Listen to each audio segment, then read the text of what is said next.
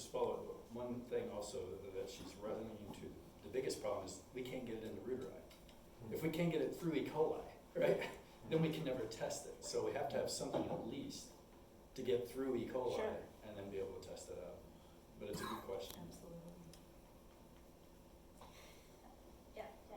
So you had your initial 3 phenotypes of your transformants, the white, okay, Yeah, and then your light green and your bright green. you're right. And the light green had the GFP in the right orientation for the ERM promoter, which is what you wanted. So why didn't you just follow up with those? Were they just not expressing enough protein to follow up?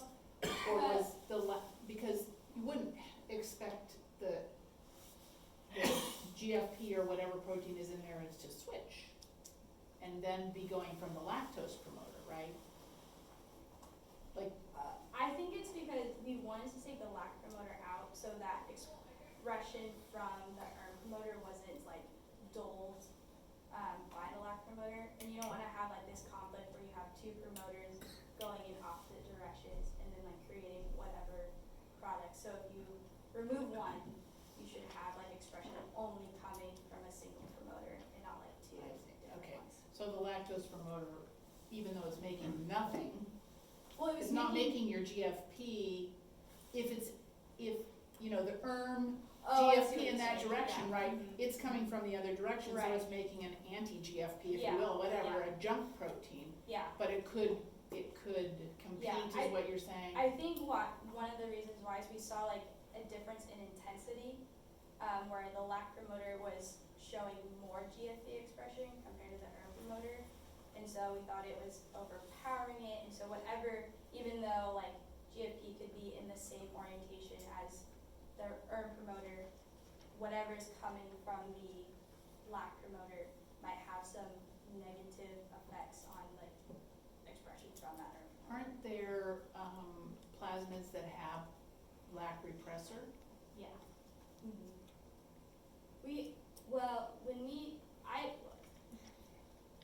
When I got the PGK MCS vector, I didn't know that a lac promoter was there. So I think the easiest thing for us after we figured it out was just to Get rid of it. get rid of it. But then that created an Yeah. unstable plasmid. Yeah, there's like, you do one thing and It's you think it's the molecular right biology. thing and then it all goes, yeah. Yeah. What do you think is just to follow up on that, what do you think is causing the instability? Like why is it removing this, or what can you speculate as to being Why? a result Well, if of that?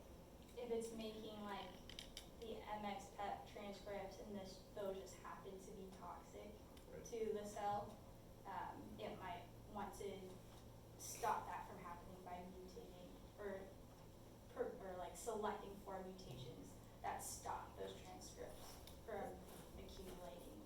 Okay, I'm gonna ask a follow-up question on that. As you did those time courses, Yes. did you just cut with a single enzyme? Like, were there pieces that were popping out because of maybe recombination within the plasmid, because sequences were removed and you got now some homology that, I don't know, I'm just, but yeah. We did a double digest with 2 right, enzymes. you were seeing that new band coming up. Oh, right. So is your plasmid just like? Yeah, it could be doing some weird things that we can't really detect for, because it's just a very simple diagnostic digest, and so Right. if that site is there, it'll cut, but Right. if it's not there, other than that, we can't really know what it's doing. Right.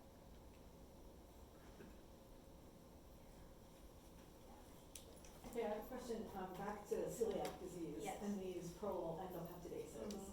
So, do we make PEP enzymes, or do only bacteria make PEP enzymes? And in normal people versus celiac? Sorry, I'm sorry. I'm sorry, I misspoke. No, you did, no, I don't think you did. I think A you're lot of right. celiacs, because people who do have celiac disease have different levels of PEP expression. normal people. Different microbiota. What do we know about that? I apologize. I know, It's okay. I know in humans, they have found PEPs in the brain that affect, or like they have some sort of contribution to Alzheimer's, but I think they're absent from the gastrointestinal tract. Okay. So we yeah. are dependent on our microbiota for PEPs in our In, GI tract. yeah, in that sense, Okay. I would say, yeah. So have people looked to see if there are differences in PEP levels in people with celiacs versus not in the gut? I mean, Yeah. produced by their endogenous microbiota. I Like, am why not, aren't these yeah. things being cut up in general? Or are they? Well, I guess it depends on the organisms in the the gut microbiota, Mhm. because probiotics like Lactobacillus, Acidophilus, and Reuteri, they make PAPs. They don't make PEPs. So that might affect. That might be why. So PEPs are not made by normal gut microbes, Well, typical gut microbes. not that I have. Or secreted, Yeah.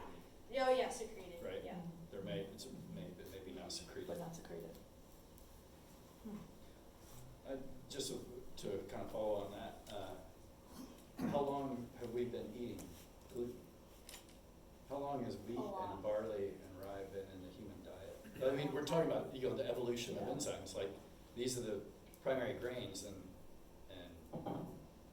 in terms of agriculture and what our bodies are used to. We did not evolve in a wheat gluten-containing environment.